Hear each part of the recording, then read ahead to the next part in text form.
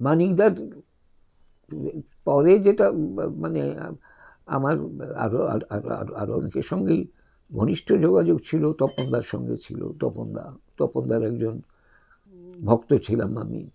এই যে আলাদা আলাদা তপনদা একরকম করছেন, এমনকি বলে খাটো করছি না, এমনকি বলছি কথাটা বলার জন্যে যে এমনকি এই যে তরুণ মজুমদারের গল্প, তার বলা, তার বিষয়, তার কাহিনী সব কিছুই একটা আলাদা মেজাজ ছিল, যেটা আর একটু জনপ্রিয় হতো। তা হলো জনপ্রিয়, উনি জনপ্রিয় গল্প নিয়ে কাজ করতে চান, বেশি মানুষের কাছে উপভোগ্য করে তুলতে চান তার কাজ, তার মানুষ দেখুক, ভালোবাসুক, সেগুলো চান, সেইগুলো বলতে চান। আসলে ক্রিয়েটারকে এরা দেখে না যে ক্রিয়েটার কি চাইছে। আমি তো ওই জিনিস করতে চাইছি না, আমি তো ওই জিনিস করতে চাইছি, ওই জিনিস করতে চাইছি না, আমি এটা চাইছি।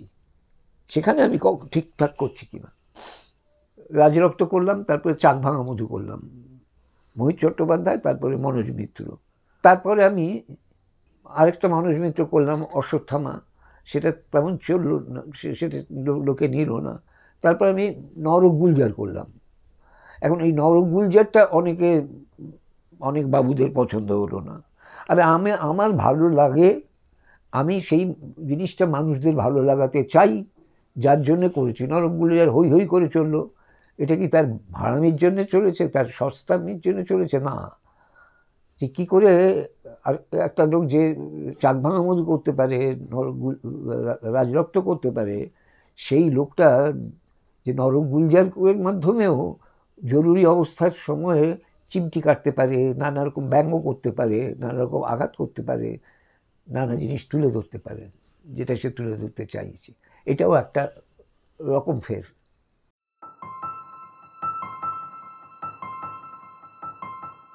তরুণ মজুমদার ক্রাফটের ওপর দুর্ধর্ষ, যেটুকু মনে হয়েছে আমার। আমি অত তো ডিটেলসে ভেতরে গিয়ে বুঝি না, কারণ মেকিং বলতে যা বোঝায়, যদিও আমি 6 মাস ক্যালকাটা ফিল্ম সোসাইটি ছাড়াও 6 মাস আমি টেলিভিশন ট্রেনিংয়ের জন্যে film institute of India, FTII, Pune, সেখানে ছিলাম। প্রচুর ছবি দেখেছি, অনেকের সঙ্গে কথাবার্তা বলার সুযোগও পেয়েছি। সেখানে তো দেখেছি যে চলচ্চিত্রের জন্য কী নিজেকে তৈরি করতে হয়, কীভাবে, সেই বিষয়ে বলার কিছু বাকি রাখে না। যে তরুণ মজুমদার পাক্কা একজন মানে ক্রাফটসম্যান, চলচ্চিত্রের ডিরেক্টর, এবং তিনি তার টেকনিক্যালি সব খুব ইকুইপড মানুষ। তিনি যেটা করতে চান সেটাই করবেন, সেইটাই ছিল তারও। সেই জন্যে অনেক হয়তো পছন্দ, উনি কেন আরও উচ্চে উঠলেন না, আরও এমন উচ্চে উঠলেন না যেখানে মানুষ তাকে বুঝতে পারছে না, সেই জায়গায় উঠতে পারলে ওদের সবচেয়ে ভালো হতো। সেটা কেন উনি হচ্ছেন না, এই জন্যে হয়তো অভিযোগ থাকতে পারে। কিন্তু তরুণ মজুমদার সিনেমাটিক্যালি তার গল্প বলতে পারতেন খুবই খুবই প্রকৃষ্টভাবে, খুবই ভালো করে বলতে পারতেন। তরুণ মজুমদারকে উনি খুঁটিনাটি ডিরেকশন দিতেন, এবং অনেক সময় পছন্দ না হলে সোজাসুজি বলতেন, না এখানে অভিনয়টা এরকম হবে না, কিংবা এখানে এইটা এরকম। তারপরে অভিনেতা যেরকম তার মতো করে করবে শুনে। কিন্তু তিনি খুব, আমি যতদূর দেখেছি, উনি ভালো হলে সেটা গ্রহণ করেন, অ্যাপ্রিসিয়েট করতে পারেন খুব। এবং সবচেয়ে বড় কথা হচ্ছে, পরে যখন এইটা নিয়ে, ওই অভিনয়গুলো নিয়ে বলেন, সেটা হচ্ছে আসল মতামত তাঁর।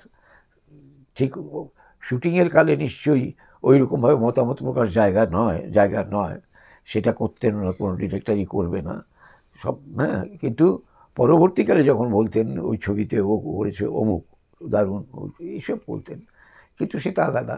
কিন্তু আমার খুব ভালো লেগেছে তরুণবাবু, এত ডিসিপ্লিন মানুষ। বাঙালির মধ্যে ডিসিপ্লিন মানুষ খুব কম দেখি, খুব কম দেখি। অনেক গুণী মানুষের মধ্যেও ডিসিপ্লিনের অভাবের জন্যে তারা খুব বড় দীর্ঘ পথ যেতে পারবেন না, তাদের কাছ থেকে যা যা প্রত্যাশা করা হয়েছিল সেগুলো তারা করে যেতে পারলেন না।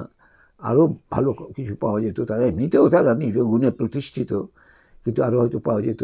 কিন্তু তরুণ মজুমদার খুব ডিসিপ্লিন ছিলেন, সেই জন্যে ফিল্মে এতদিন ধরে টিকে আছেন এবং কমার্শিয়াল ছবির বাড়বাড়ন্তের সময় থেকে আরম্ভ সব সময়।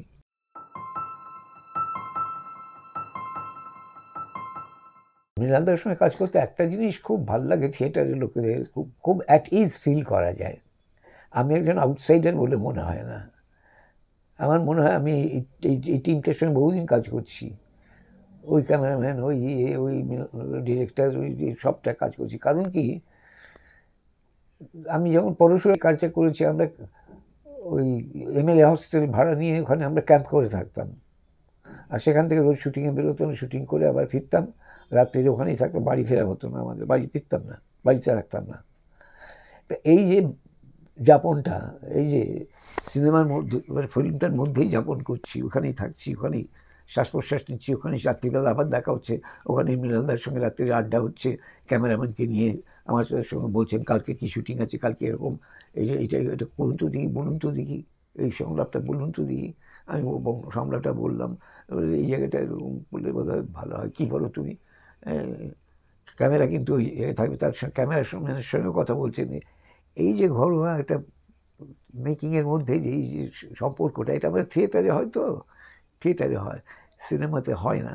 মৃণালদার এইটা ব্যাপারটা ছিল, এই এই এই স্টুডিওতে এতে করেছিলাম। আর পরেরটা আমার ভুবনে শুটিং হয়েছিল টাকিতে।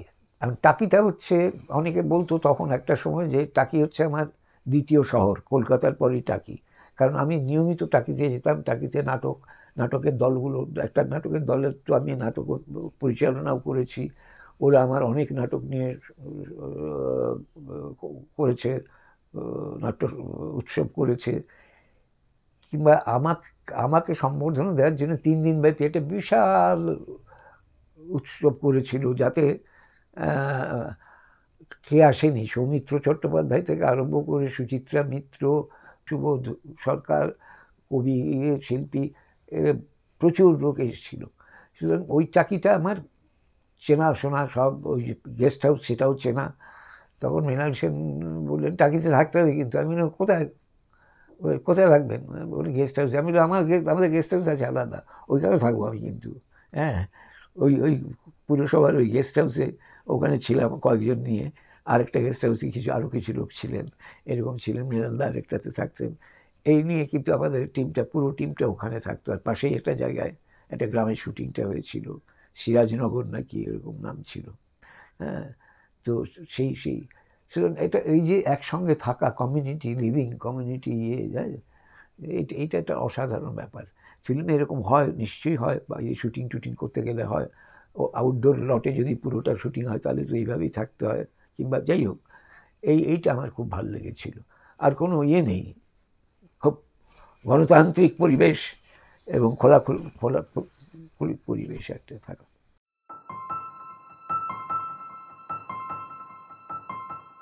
সুমন ঘোষের পদক্ষেপ, ওই সুমনের দরকার হয়েছিল যে সৌমিত্রদার একজন বন্ধুর মতন, বন্ধুস্থানীয়, একসঙ্গে খেলছে, চেস বোধহয়, দাবা খেলছে, একসঙ্গে দাবা খেলছে, এবং সেইখানে কথা বলছে জলাশয়ের পাড়ে দুজন বসে। অদ্ভুত পরিবেশটা, দারুণ ছিল। লেকে শুটিং হয়েছিল, এবং তারপরে হাঁটতে হাঁটতে দুজনে কিছু কথা হচ্ছে, যেটা গল্পের সঙ্গে রিলেটেড, এইটাই ছিল সিকোয়েন্স। সুতরাং এমন কিছু, নাটকটা সম্পর্কে তখন আমি নাটক বলছি, স্ক্রিপ্ট সম্পর্কে তেমন কিছু জানিও না, জানি না। সুমন যদিও খুব সিনসিয়ারলি ব্যাপারটা নিয়ে ডিল করেছিল আমার সঙ্গে, খুবই। এবং সুমনের সঙ্গে অন্য পরিচয় হচ্ছে, সুমন আমার ভাইপো, সে একটা পত্রিকার সাংবাদিক, নাম বললেই চেনা যাবে, নামটা বলছি না। যাই হোক, সেই আমার ভাইপোর বন্ধু, সেই সূত্রে পড়াশোনার ব্যাপারে বোধহয় যোগাযোগ ছিল। সুমন কিন্তু ভালো স্কলার ছিল, সেই সূত্রে বন্ধু। সুতরাং সুমন যথেষ্ট সম্মান দিয়েই নিয়ে গিয়েছিল আমাকে এইটা কাজটা করানোর জন্য, ও মনে করেছিল। তো ওটা করেছিলাম, বেশ মজা পেয়েছিলাম।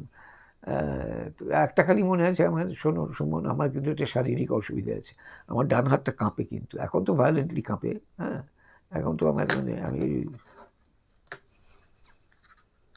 আমি যদি মানে এইরকম কাঁপে, তো ডান হাতটা কাঁপে, তা আমার তখন অল্প অল্প কাঁপতো। আমি বললাম আমি কিন্তু এই দাবার ইয়েতে দেবো, চাল দেবো, তাতে কিন্তু একটা অসুবিধা হবে, দাবার গুটিটা নড়তে থাকবে, ধরা মাত্রই সেটা বোঝা যাবে গুটিটা, লোকে ভাববে নার্ভাস হয়ে গেছে লোকটা, তো সেই জন্য আমি বাঁ হাতে করবো, ঠিক আছে, আপত্তি নেই তো তোমার? এগুলো টিটরিটসের মধ্যে আসে আর কি। তারপরে শুটিং করতে করতে একটা গান আছে, গানটা হচ্ছে চেতনার নাটকের একটা গান, একটা গান গাইতে বললো আমাকে, তা আমি বললাম চেতনার এই গানটা গাইলে নাটক এটা যায় ভালো।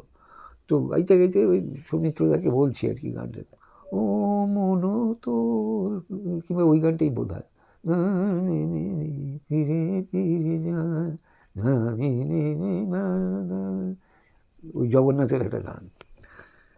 তো তখন সুরটা ঠিক মনে পড়ছে, সুরটা কীরকম কীরকম, তখন সঙ্গে সঙ্গে সঙ্গে সঙ্গে ফোন করলাম আরেক সুমনকে, সুমন মুখোপাধ্যায়, চেতনার লাল, ওকে ফোন করে বললাম এই গানটা কী বলতো, সুরটা ঠিক কীরকম হবে বলতো, আমাকে একটু বলতো। তার ও সেটা বললো, ওইখানে একটুখানি ওইরকম দিয়ে দিয়েছিলাম, এইটুকু, এইটাই মনে পড়ার মতো একটা ঘটনা, ইন্টারেস্টিং। এখানে একটা সিগারেটও ধরিয়েছিলাম, দাওয়া খেলেছিলাম, সিগারেট ধরিয়েছিলাম, এবং গানটার এক কলিনা গিয়েছিলাম। এই একটা রিভিউ বেরিয়েছিল বোধহয় প্রতিদিনে, বোধহয় কে লিখেছিলেন, বিভাস চক্রবর্তী তো থিয়েটারের প্রতিষ্ঠিত অভিনেতা, তাকে দিয়ে এই এত ছোট পার্ট কেন করানো হলো, এটা আমাকেই গালাগাল দিল, আপনি কেন করতে গেলেন নাকি, সেইটা জানি না। হ্যাঁ, এটা বলেছিল কে একজন, প্রতিদিন একটা বেরিয়েছিল। সুমন কিন্তু আরেকটা ছবিতে আমাকে করতে বলেছিল, করতে পারলে ভালোই হতো বোধহয় সেটা, কারণ তখন আমার অসুস্থতা দেখা দিয়েছে এবং আমি অত দূর জার্নি করে গিয়ে থেকে বাইরে একা একা টিমের সঙ্গে থেকে আর পারতাম না বোধ হয়, সেই জন্য করলাম না। সেটা হচ্ছে ওই যে পরিবার, বসু পরিবার, ওইটাতে করতে বলেছিল, আমার জায়গায় অরুণ করলো, অরুণ মুখোপাধ্যায়।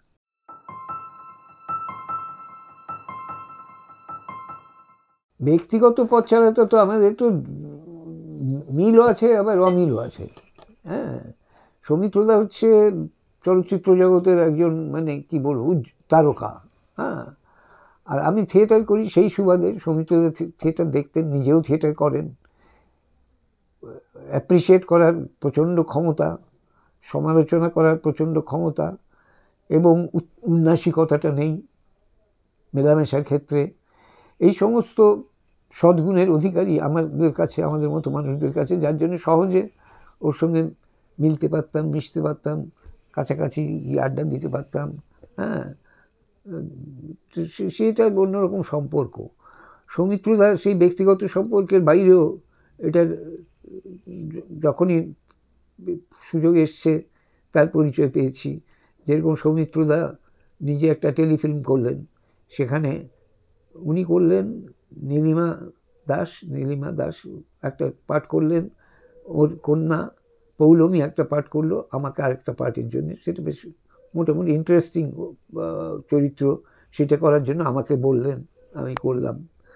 উনি বিদেশে গেলেন, বিদেশে যাওয়ার সময় একটা টিম করে নিয়ে, উনি, মনোজ মিত্র, আমি, এই তিনজনের একটা টিম করে নিয়ে আমরা বিদেশে অনেক অনুষ্ঠান করেছি, অনেক নাটক অভিনয় করেছি আমরা তিনজন মিলে। হ্যাঁ, একাধিক জায়গায়, এখানেও করেছি সেগুলো,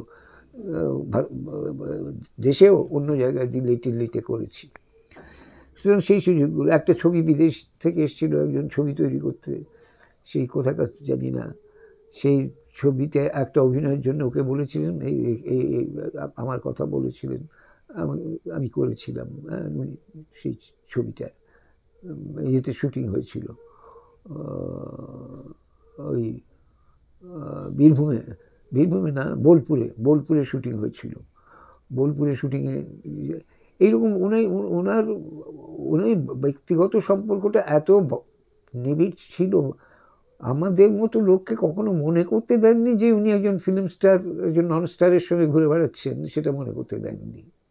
হ্যাঁ, একদম বন্ধু হিসেবে, ভাই হিসেবে যেরকম মেলামেশা, যেরকম সম্পর্ক তেমনি ছিল, কোনো আগল ছিল না।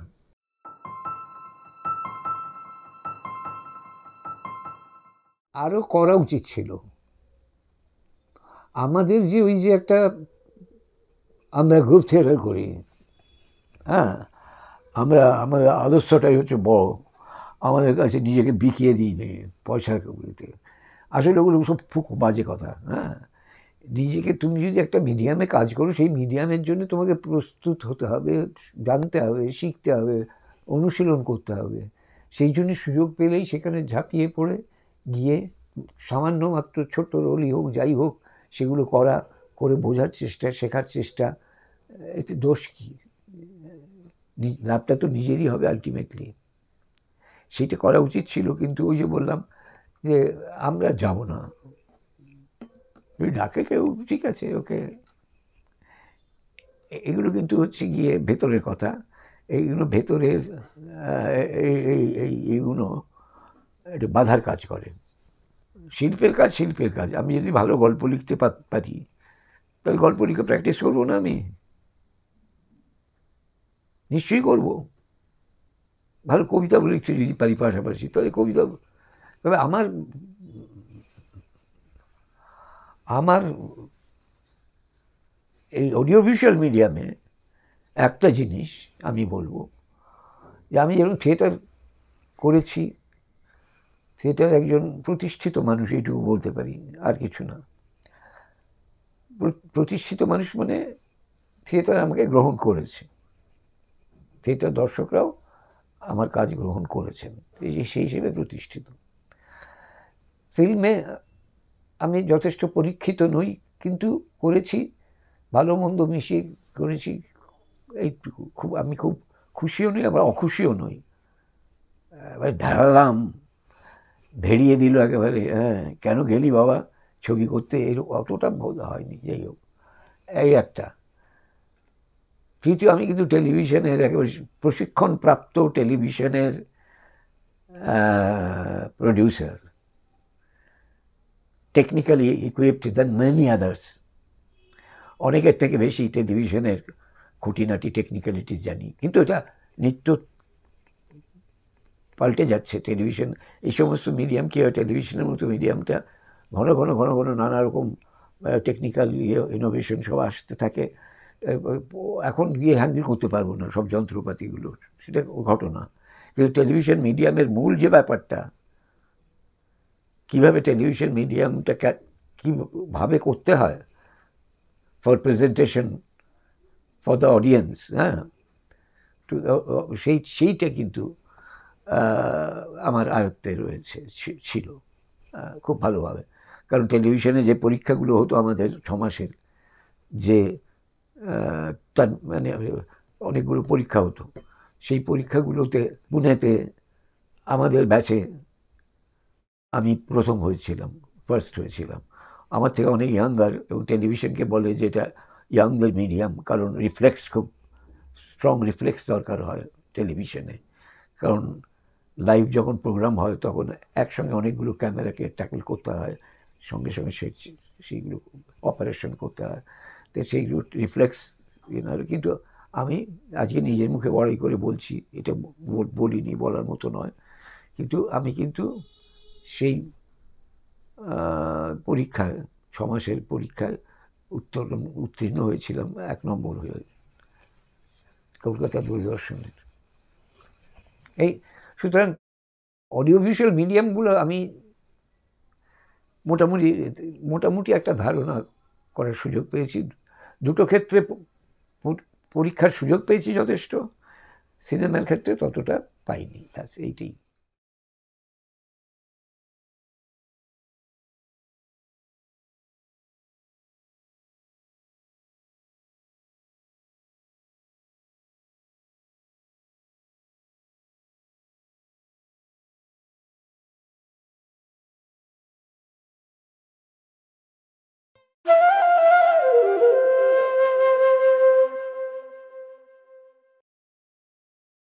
Thank you.